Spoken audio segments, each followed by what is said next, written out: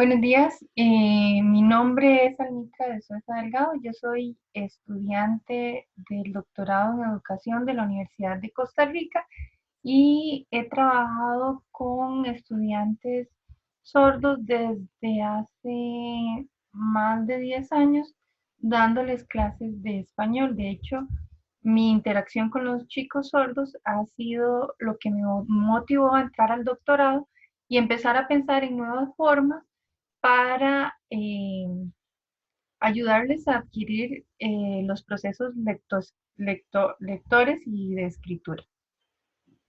Esta ponencia se denomina Propuestas para una intervención integral de las familias a partir de la Ley 9042, Ley de Tamizaje Auditivo Neonatal y la Ley 9822, Reconocimiento y Promoción de la Lengua de Señas Costarricense.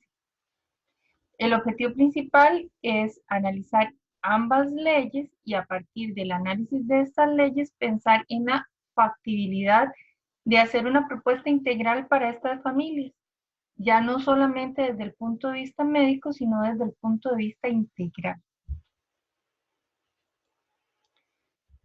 Es importante entender que la adquisición lingüística es el fundamento principal para la creación de cultura y de pensamiento. El lenguaje es algo que nos inserta dentro de las dinámicas socioculturales, o sea, pertenecemos a una sociedad a partir del lenguaje. Es el lenguaje el que nos permite ser y estar dentro de una comunidad. Entonces, cuando un individuo es aislado lingüísticamente, cuando un individuo se aísla lingüísticamente, este individuo deja de pertenecer a esta comunidad o a cualquier comunidad o cualquier grupo humano y eso le impide tener relaciones sociales adecuadas. Además, eso le impide también generar procesos de pensamiento más productivos. Tenemos que comprender que hay una relación intrínseca entre todos los procesos de pensamiento y el lenguaje. El lenguaje y el pensamiento no siempre se piensa de la misma forma. Hay 6 vertientes teóricas y cada una de esas indica diferentes cosas. La primera dice que el pensamiento y el lenguaje son lo mismo. Por lo tanto, si se piensa, es porque se tiene el lenguaje y si se tiene el lenguaje, se puede pensar.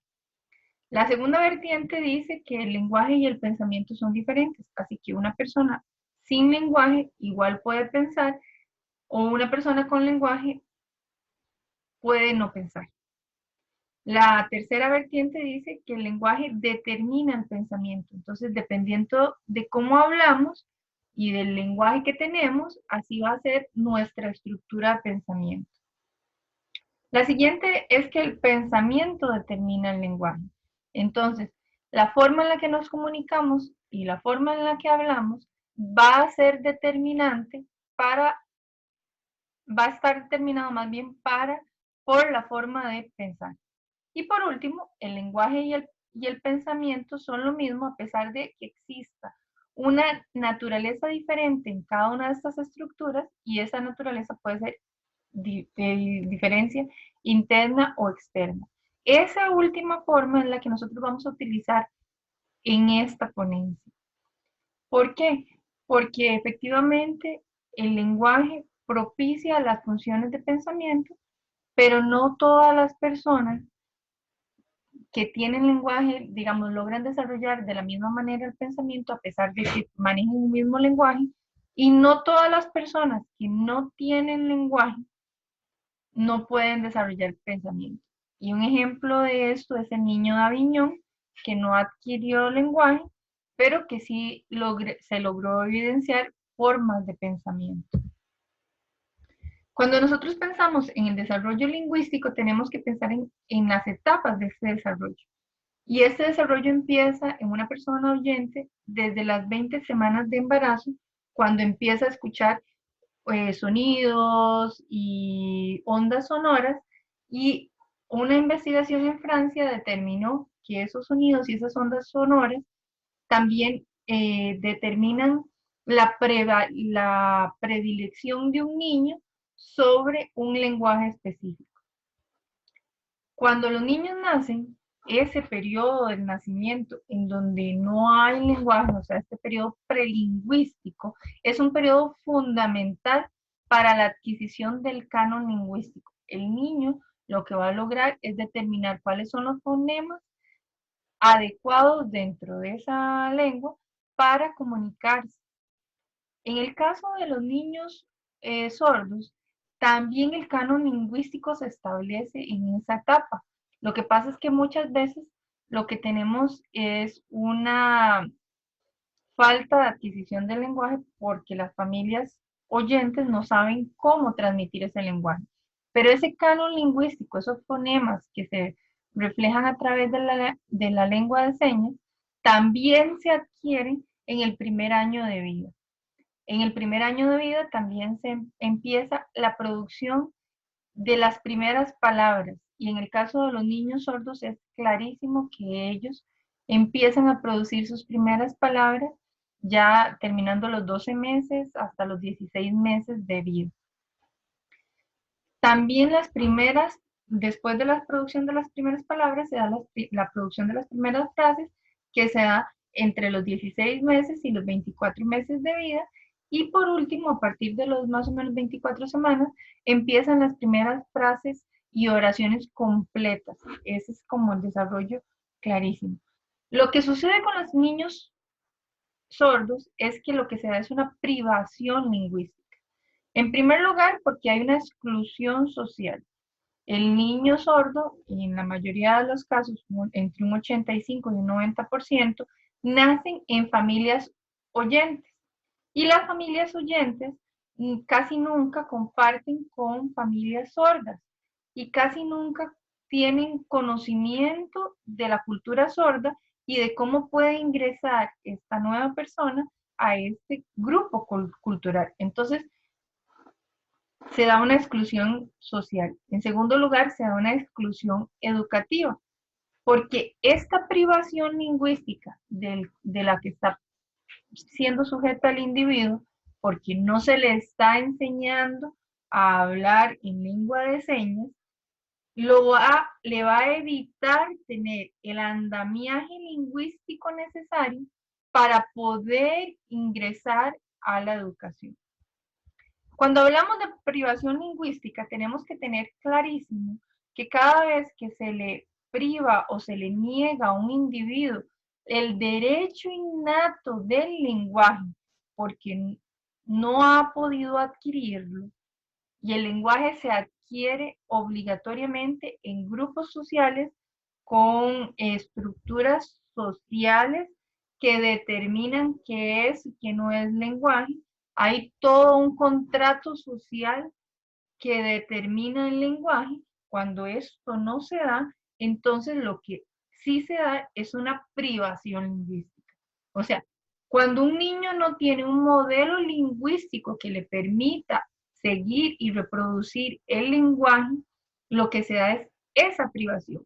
O sea, se corta la capacidad del individuo de aprender el lenguaje.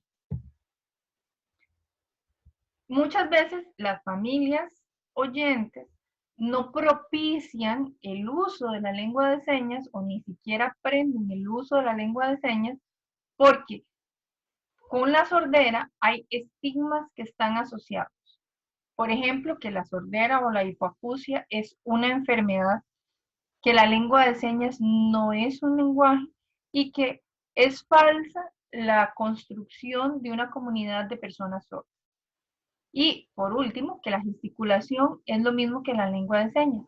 Pero la gesticulación es una parte de los lenguajes, tanto orales como lengua de señas, y la gesticulación es casi siempre lo que basan las familias para hacer el home sign, digamos, señas dentro del hogar para establecer ciertos criterios, ciertas palabras, ciertas pautas para comunicarse, pero lo que comunican es lo básico. Los niños y las familias se comunican en home sign básico, en las cosas básicas. Es dentro de la comunidad lingüística sorda que se logra aprender realmente el lenguaje, que se logra establecer relaciones directas multidireccionales en donde le permite al individuo realmente ser partícipe de esta comunidad lingüística. En Costa Rica, la legislación ha permitido que las personas sordas crezcan a nivel integral. El problema más claro no es la legislación, sino es la puesta en marcha o la puesta en forma de esta legislación. Por ejemplo, la ley 9042 del tamizaje auditivo neonatal garantiza a todos los niños y niñas nacidas dentro del país que antes de la primera semana de vida tengan el tamizaje y con esto se sabe si el individuo es sordo o hipoacústico. Y con esta valoración auditiva, el niño debería tener un tratamiento o un diagnóstico oportuno desde el punto de vista técnico, médico. Y también debería promoverse la atención integral e institucional con niños con deficiencias auditivas. Eso es muy importante, porque esto está dentro de la ley, pero no se aplica. O sea, es importante la promoción de la cultura sorda cuando se identifica un niño o una niña que es sorda. Además, las personas tienen derecho a que las instituciones les presten los servicios de salud y cuenten con tareas de detección importantes. Eso significa que la intervención ya no debería ser simplemente médica. O sea, no es una receta que cada vez que encontramos una persona sorda dentro del tamizaje auditivo, entonces se le va a aplicar simplemente el audífono o el implante coclear, sino que estamos hablando de que el niño tiene derecho a tener una educación integral. Y para que la educación integral se dé, las familias tienen que estar comprometidas dentro del proceso educativo del niño, antes, muchísimo antes de que empiece con la escolarización formal. Las familias tienen que aprender a sí mismas qué es la cultura sorda, cuál es el lenguaje de señas y cómo interactuar con su hijo para poder enseñarle el lenguaje de señas y que este niño pueda adquirir todo el conocimiento que necesita. Por otra parte, tenemos la ley 9822, que es muy reciente, sobre el reconocimiento de la lengua de señas costarricense. Y en el artículo 4 dice que las personas sordas tienen derecho al usar la lengua de señas. Pero si la persona no conoce la lengua de señas, entonces ese derecho no va a ser aplicado. Es importante entender y recalcar que el lenguaje se aprende sobre todo en los primeros años de vida y estos años están casi que depositados en las manos de las familias.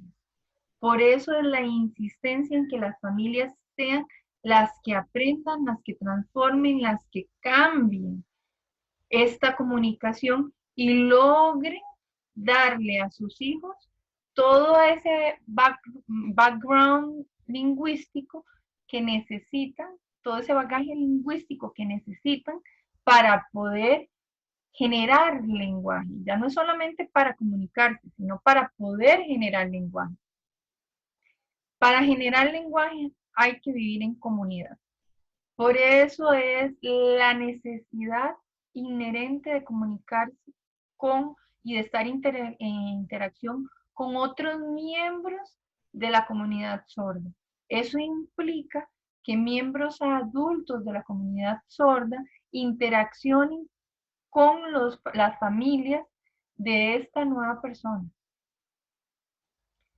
Además, se debe mantener y desarrollar la cultura sorda, promover actividades de formación y capacitación con el fin de preservar la lengua de señas y organizar formas para modificar las interacciones entre la comunidad sorda y las personas oyentes. También dice el artículo 8 que la persona sorda tiene derecho al aprendizaje, conocimiento y uso de la lengua de señas a partir de diferentes tipos de comunicaciones. Vean, para que esto suceda, volvemos al principio. Las familias son uno de los promotores fundamentales para que la persona sorda pueda conocer e interactuar desde sus inicios de la vida con la lengua de señas. Cuando ya el niño o la niña nos llega al aula a los 4 o 5 años de edad, ya es tarde.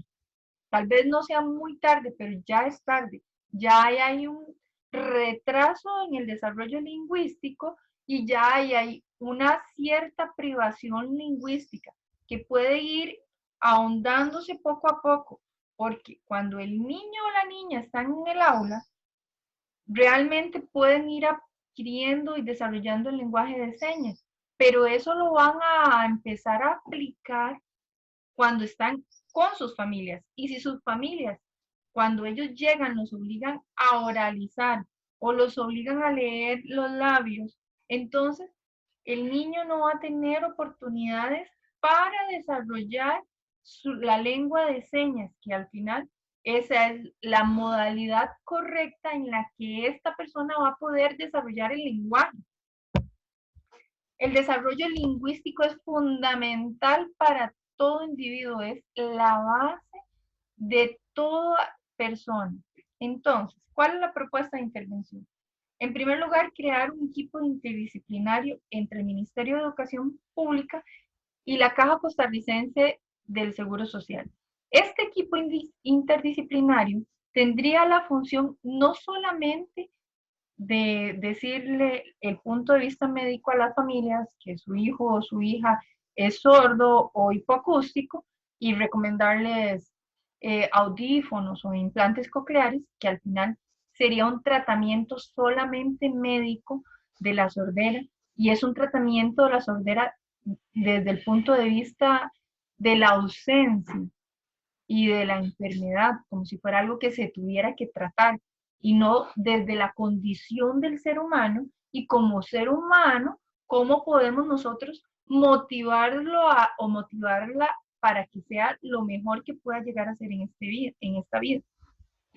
Entonces, la Caja Costarricense del Seguro Social identifica desde la primera semana de vida del individuo si es sordo o sorda o hipoacústico, pero el Ministerio de Educación Pública, con un equipo de personas, de docentes sordos, de orientadores, de intérpretes, logra explicarle a la familia que ser sordo no es una enfermedad, es una posibilidad de adquirir y acceder al conocimiento, a las formas de vida, a estar en este mundo de forma distinta. Y entonces se le abren otras formas de vida, otras posibilidades a la familia. Y se le pide a la familia que ingrese en un programa para conocer qué es la sordera en su integralidad y no solamente como una enfermedad, sino más bien dejar el lado médico de lado y empezar a ver la sordera como una forma de pertenecer al mundo dentro de un grupo cultural. Para eso se piensa la creación de módulos para las familias, en donde cada familia se compromete a cumplir estos módulos lo más pronto posible. Primero, se le enseña la importancia del desarrollo lingüístico. Las personas oyentes muchas veces pensamos que es innato que una persona hable y como habla, simplemente puede desarrollar. Pero realmente los oyentes hablamos y producimos palabras porque llevamos un proceso de escucha bastante incisivo, bastante fuerte dentro de nuestros primeros meses de vida, y este proceso nos permite reconocer fonemas, eh, y reproducir fonemas, palabras, morfemas, estructuras gramaticales, entre otros. Esta misma forma de desarrollar el lenguaje en una persona oyente se ha comprobado que sirve y que funciona igual en una persona sorda que tiene familia sorda. Porque resulta que los adultos sordos utilizan las mismas formas que un adulto oyente para comunicarse con sus hijos. Entonces empiezan a enseñarles a reconocer fonemas, a reconocer morfemas, a reconocer estructuras eh, sintácticas y palabras, y el niño se desarrolla lingüísticamente con una naturalidad y facilidad impresionante.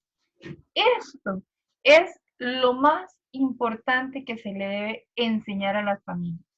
No es que la persona sorda tenga un retraso en el desarrollo porque ser sordo lo hace menos, sino que la persona sorda tiene un retraso en el desarrollo porque el lenguaje, que es la base para todo el desarrollo y todo el aprendizaje de un individuo, ha sido negado. O sea, hay una privación lingüística casi que expresa por el grupo familiar que le impide el desarrollo lingüístico. Y esto es fundamental que las familias lo entiendan. En segundo lugar, es importante enseñarles qué es la cultura sorda, porque al igual que existe una pluralidad cultural desde el punto de vista lingüístico, existe una pluralidad cultural dentro de las personas sordas, pero hay bases que se pueden mantener de un grupo sordo a otro grupo sordo. Y eso es fundamental que las familias también lo comprendan.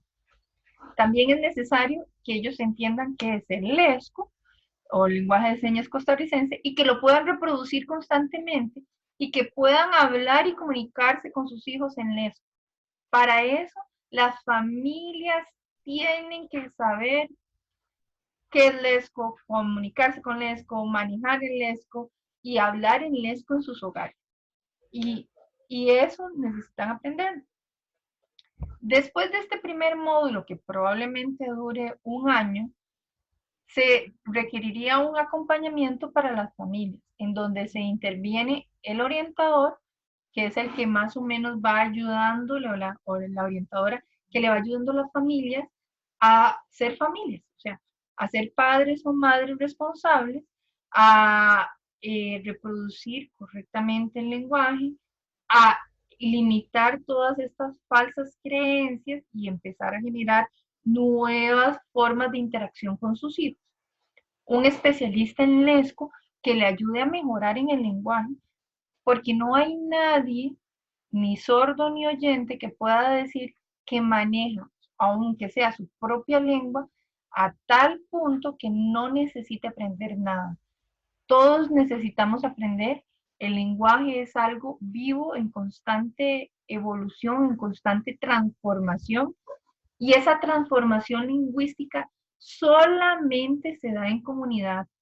Y las personas sordas adultas son las responsables de introducir a esas familias y a esos niños y niñas dentro de la comunidad lingüística sorda. Y para eso es importante este acompañamiento con las familias.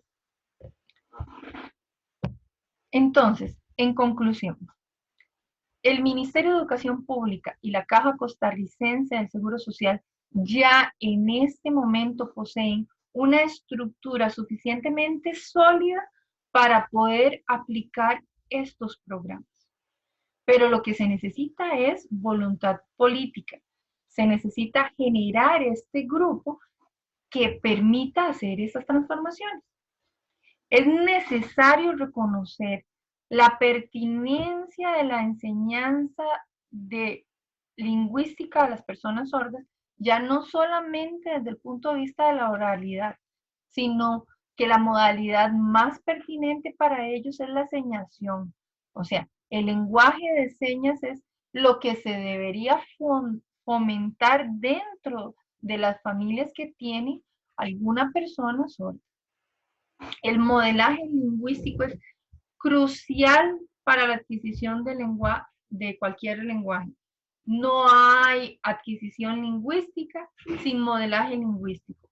Eso significa que para que una persona adquiera un lenguaje, tiene obligatoriamente que estar en una comunidad lingüística que le permita adquirir ese lenguaje.